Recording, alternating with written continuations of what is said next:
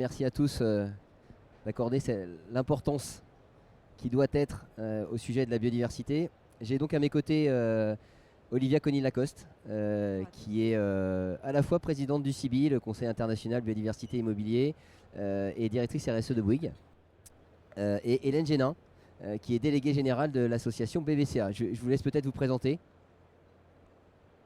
Bonjour, je suis vraiment ravie d'être là dans ce pavillon biodiversité pour qu'on explore les liens entre bas carbone et biodiversité au service de l'adaptation. Et donc je suis Olivia Conny-Lacoste, directrice RSE de Bouygues Immobilier et présidente du CIBI depuis 2 ans. Conseil international biodiversité immobilier. C'est une association qui a 2 ans, qui réunit à la fois les experts du vivant et les experts qui font la ville, les gens qui font la ville, les acteurs, constructeurs, opérateurs urbains.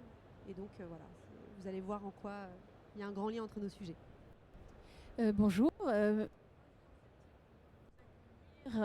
Dans ce bel espace, ce bel écrin, moi je suis Hélène Génin, déléguée générale de l'association BBCA et on est co-organisateur du CIPCA où vous vous trouvez aujourd'hui. Écoutez, nous on travaille depuis 10 ans maintenant à la décarbonation des actifs immobiliers, donc sur l'atténuation. Donc il nous a paru tout à fait opportun aujourd'hui de se retrouver parce que l'histoire nous a fait croiser nos chemins et voilà, de vous proposer avec l'équipe du CIBI ce pavillon biodiversité. Merci Hélène, et du coup on va tout de suite rentrer dans le sujet, effectivement, avec cet avant-propos. Alors on est dans un salon de l'immobilier bas carbone, on se dit on vient parler de biodiversité, est-ce qu'à un moment donné il n'y a pas mélange des genres et pour créer un pavillon biodiversité ici, si la table ronde s'appelle Il y a tant de façons de faire le lien, c'est qu'il y a une bonne raison. Et Hélène, je vous laisse la parole pour commencer à expliquer. Entendu. Alors, l'association BBCA, ce qu'on a fait dès l'origine, en fait, c'est apprendre à compter le carbone. Et ça, on a publié une première méthode dès 2016 sur le bâtiment neuf qui a été ensuite déclinée sur la rénovation, le quartier et tous les types d'actifs en France et en Europe. Donc comprendre à compter parce qu'il faut compter pour arriver derrière à s'améliorer et à diminuer l'empreinte carbone des actifs. Et dès l'origine en fait de ces méthodes, c'est les socles de labels d'excellence qui sont aujourd'hui des labels de référence qui s'appellent BBCA ou LCBI et qui permettent de mettre en lumière vraiment les actifs qui font bien le travail. Et dès l'origine en fait, on a mis en exergue le biosourcé, le bois et le biosourcé, pour ses propriétés absolument extraordinaires au niveau de l'atténuation, puisqu'en fait les matériaux biosourcés en règle générale ont des empreintes carbone qui sont assez basses, donc c'est un levier de décarbonation très très important. C'est également des matériaux en fait qui vont stocker du carbone, donc qui œuvrent ainsi à l'objectif de neutralité. Et puis, troisième point... C'est même parfois ce que certains appellent l'empreinte carbone négative. Oui, c'est ça. Et puis, troisième point aussi, dans l'opération immobilière, notamment au niveau du quartier, par exemple, ou même des opérations de neuf ou de rénovation, il y a des sols. Et les sols, soit on va les artificialiser, soit on va les rendre à la pleine terre. Et donc, on mesure tout ça dans nos méthodes. Le volet empreinte carbone des matériaux, le volet stockage et également le carbone du sol dans le solde en fait de chaque opération. Donc ça, on l'a fait dès le début et c'est opérationnel en fait, c'est natif dans toutes nos méthodes. Puis, c'était en 2019, je crois, la Solidéo nous a réunis avec le CIBI, puisqu'en fait, ils ont demandé pour les opérations immobilières des Jeux Olympiques, ils ont demandé 2 labels, BBCA pour le carbone et Biodiversity pour la biodiversité. Donc c'était un choix assez déterminé et évidemment qui était important pour le signal qui était engagé, c'était de dire nous les Jeux Olympiques qui sont la vitrine en fait de l'excellence française qu'on va montrer au niveau international, ce qu'on veut mettre en avant c'est la décarbonation et la gestion du vivant et de la biodiversité. Donc voilà un peu l'histoire. Et puis là aujourd'hui évidemment Olivia par son activité chez Bouygues Immobilier, très active aussi sur le volet atténuation. Ça fait aujourd'hui la 4e édition qu'on vous propose le CIPCA avec notre partenaire SIPCA Event. Et on s'est dit que c'était le bon moment aujourd'hui de vous proposer, en dehors de toutes ces informations, de toutes ces solutions pour atténuer, pour décarboner tous les actifs immobiliers, eh bien, de mettre en avant également dans ce pavillon comment la biodiversité œuvre en fait à l'adaptation climatique, parce qu'aujourd'hui le secteur est obnubilé par ces deux choses, atténuer et adapter. Et voilà, je crois que... On a effectivement, merci Hélène pour ces éléments de précision qui commencent déjà à faire apparaître le fait que la biodiversité, notamment en ressources pour faire du bas carbone, est essentielle. La forêt, les sols, tout ça stocke du carbone. Mais effectivement, hélas, je dirais quelque part, on a tous en tête les accords de Paris 2015, l'idée d'une trajectoire 1,5 degré à l'échelle du monde. Aujourd'hui, on est en train de se poser la question comment on va pouvoir s'adapter dans une trajectoire plutôt aux environs de 4 degrés en ayant l'espoir de rester dans une trajectoire à 2 degrés. Et effectivement, Olivia, en tant que présidente du CIBI, si la biodiversité aujourd'hui se déploie aussi dans les opérations immobilières, c'est aussi parce qu'elle a un intérêt en termes de travail sur la résilience. Absolument. Moi, je trouve que c'est un grand jour pour moi d'être à côté d'Hélène et de prendre la parole aujourd'hui. Il y a énormément de similitudes entre nos deux labels. Tu l'as dit, BBCA, c'était il y a 10 ans que ça a été créé. Le CIBI aussi. Il y a 10 ans, il y a des pionniers qui se disent on veut intégrer la biodiversité dans les projets immobiliers. Comment on fait? Il nous faut un référentiel, il nous faut un mode d'action. Et je crois que c'est une vraie similitude aussi entre ces deux associations. C'est l'ambition en fait de donner des outils pour répondre à une ambition. Et il y a 10 ans, on traitait nos sujets vraiment en silo. C'est-à-dire qu'il y avait le couloir du bas carbone et le couloir de la biodiversité. Et je pense que ce sujet de l'adaptation, c'est vraiment ce qui fait passerelle entre nous. Et c'est vraiment pour ça qu'on est là aujourd'hui. Pourquoi ? Parce que vous le savez tous, quand vous vous baladez dans les rues, l'arbre, c'est le meilleur des climatiseurs. Parce que quand on regarde, quand on implante un jardin, comme on a pu le faire sur une friche industrielle, on se rend compte qu'il peut faire de 4 à 6 degrés de moins dans le jardin que sur les pourtours du jardin. Parce que quand on végétalise un bâtiment sur la toiture, et même en façade, quand on soigne les espaces extérieurs, on fait quelque part de la rénovation thermique par l'extérieur et on vient abonder sur des îlots de fraîcheur dont on a vraiment besoin dans les villes. Il faut savoir qu'il y a 70% des espaces urbains qui peuvent être d'ordre privé, enfin végétaux qui peuvent être d'ordre privé, comme à Lyon par exemple, 50% à Nantes. Et donc nous, acteurs privés de la promotion immobilière, et qui sont adhérents à la fois au CIBI et à BBCA, on a intérêt à prendre ces sujets. Alors, je dois dire que quelque part, comme le sujet BBCA évolue depuis 10 ans, le sujet de la biodiversité, pour moi, il a énormément évolué, notamment en intégrant toute cette question des solutions fondées sur la nature. Donc, je vous ai parlé de la végétalisation, îlots de fraîcheur, mais aussi les sols. Dans le label Biodiversity, aujourd'hui, on regarde la pleine terre, la proportion de surface dédiée vraiment à des sols.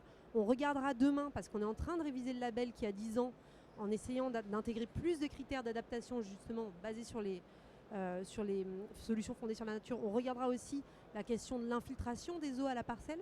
Est-ce qu'on infiltre? Parce que c'est un vrai plus pour un projet. Déjà, économiquement, ça rentre dans l'économie du projet. Ça permet de garder des végétaux en bonne santé puisqu'il y a de l'eau. Ça recharge les nappes phréatiques. Et puis, ça libère un peu aussi les mers du tout tuyau.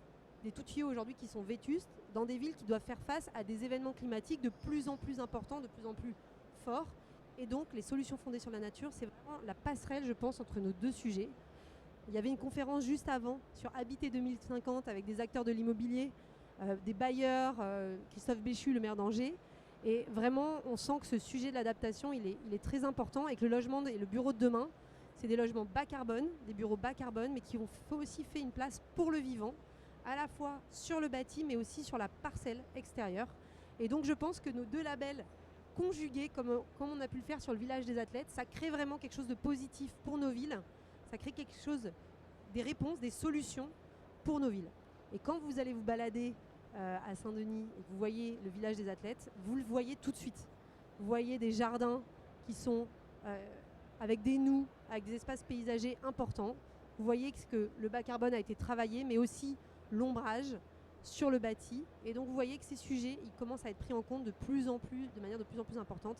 Et on nous le demande, la taxonomie européenne aujourd'hui qui s'impose à nous, nous demande d'analyser la vulnérabilité de nos actifs, de voir comment on y répond.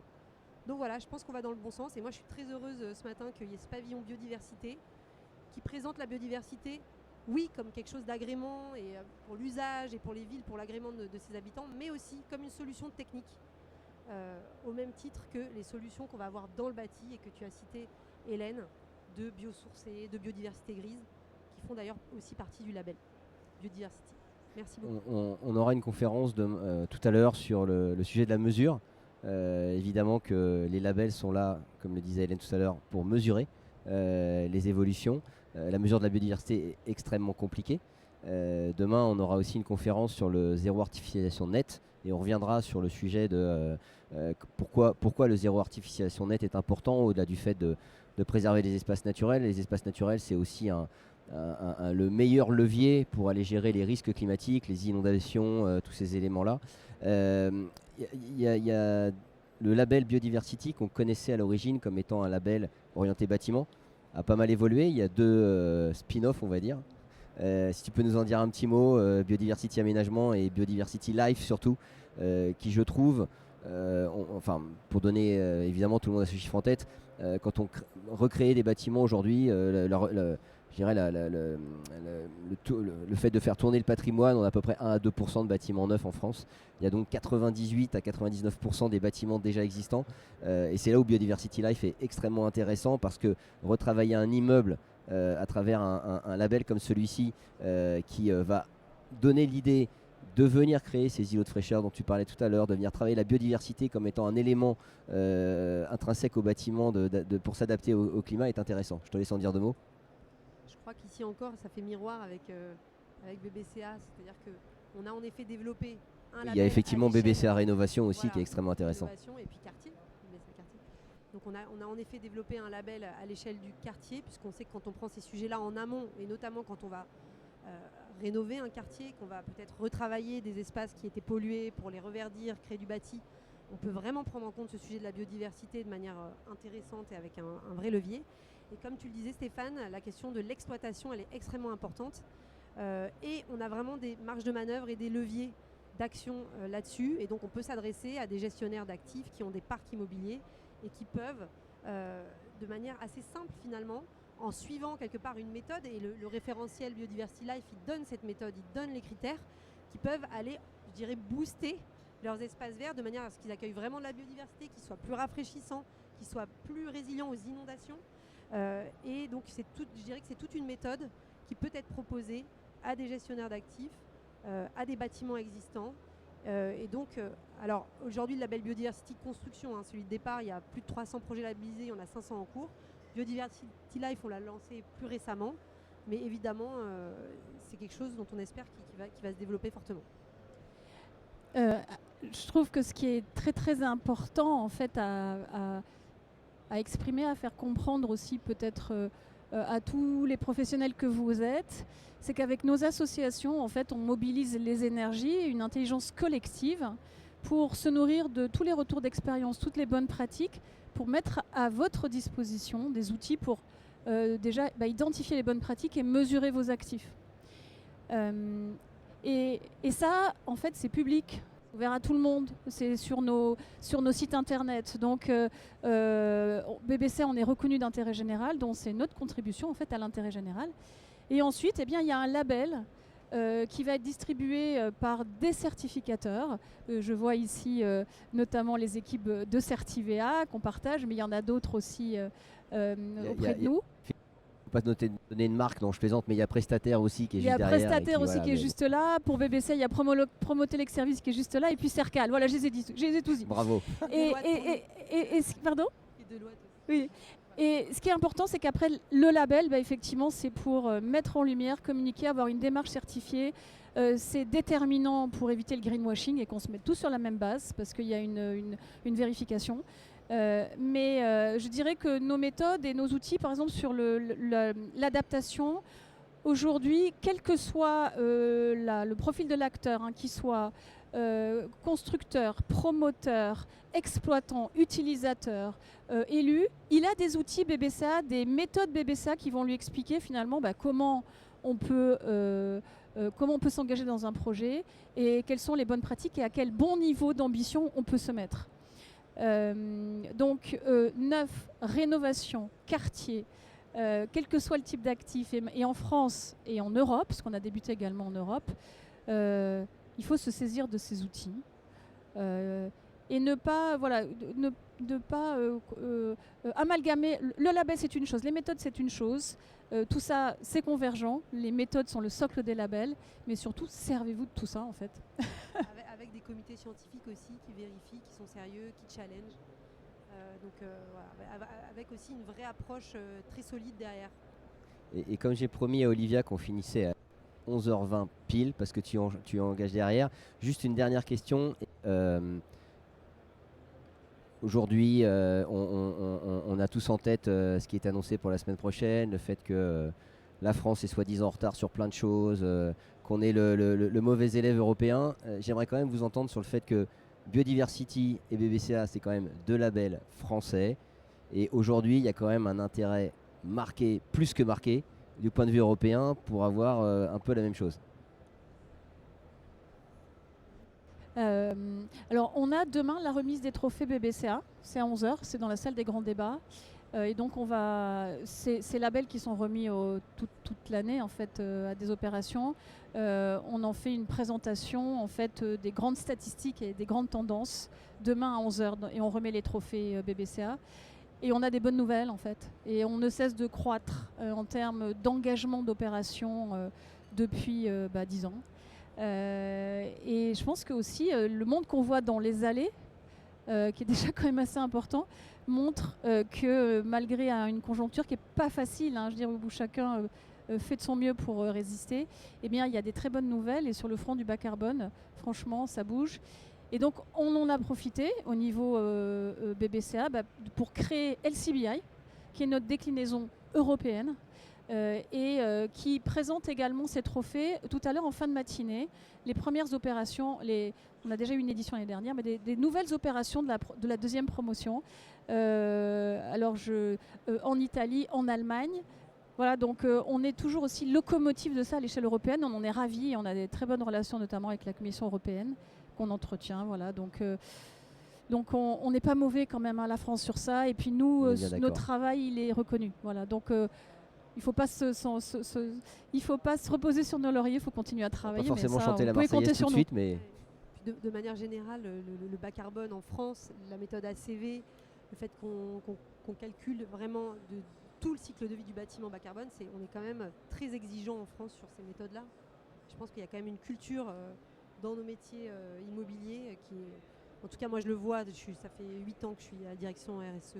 Je vois vraiment une culture aussi qui se développe sur ces sujets-là. Côté biodiversité, pour te répondre, on a des appels du pied aujourd'hui de pays européens qui nous disent on veut faire labelliser nos projets sur les aspects nature en ville, sur les aspects biodiversité. Et il n'y a pas forcément aujourd'hui de label qui existe équivalent au nôtre Biodiversity. Donc on a déjà quelques labellisations en Europe et même au-delà. On peut aller jusqu'à Cuba. Là, on a des appels du pied du Sénégal, de Barcelone aussi. Et donc c'est quelque chose qui est vraiment en réflexion chez nous, de voir comment justement exporter ce label et aider à ce qu'il se développe et voir comment on peut animer tout ça. Prochaine étape, prochain CIPCA. Eh bien, à vous remercier. Merci Olivia. J'espère vous beaucoup. avoir convaincu que bas carbone sans biodiversité et biodiversité sans bas carbone, ça n'existe pas. Donc j'invite tout le monde à se saisir de ces deux sujets et de créer des beaux projets ou de faire évoluer les bâtiments dans ce sens-là. Merci à tous. Merci beaucoup. Merci à tous.